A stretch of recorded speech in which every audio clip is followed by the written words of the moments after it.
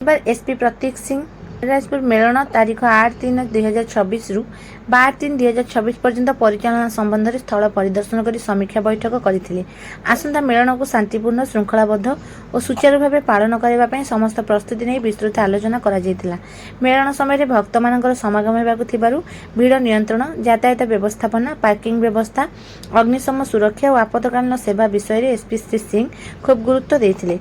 विशेषकर मेलन प्रांगण और प्रवेश निष्कासन पथर सीसीटीवी कैमेरा संस्थापन और 24 घंटिया निरीक्षण व्यवस्था पर जोर दिया जायतिला, जहाद्वारा कौन अप्रत्याशित घटना घटले तुरंत पदक्षेप नि जाइपारिबो।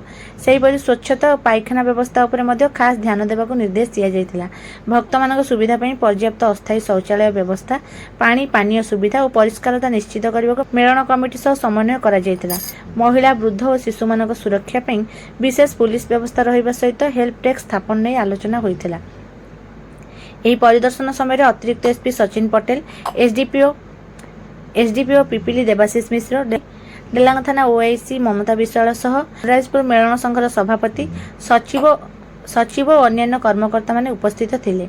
बैठक में समस्त विभाग मध्य समन्वय रखी कार्य करने, संदेहजनक व्यक्ति और कार्यकलाप उपर निरंतर नजर रखा एवं सोशल मीडिया माध्यम कौन सी भ्रामक सूचना प्रसार हेले तार तुरंत पदक्षेप नेबाकू एसपी निर्देश देइथिले।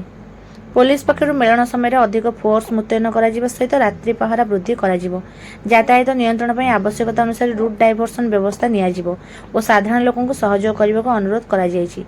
पुरी पुलिस समस्त भक्त और स्थानीय नागरिक मानक आह्वान करुछि जे हरिराजपुर मेलन को शांतिपूर्ण और श्रृंखलाबद्ध भाव पालन पर पुलिस प्रशासन को सहयोग करंतु एवं कौन संदेहजनक घटना व व्यक्ति संबंध में निकटस्थ पुलिस अधिकारी कि 112 को तुरंत सूचना देवाई अनुरोध।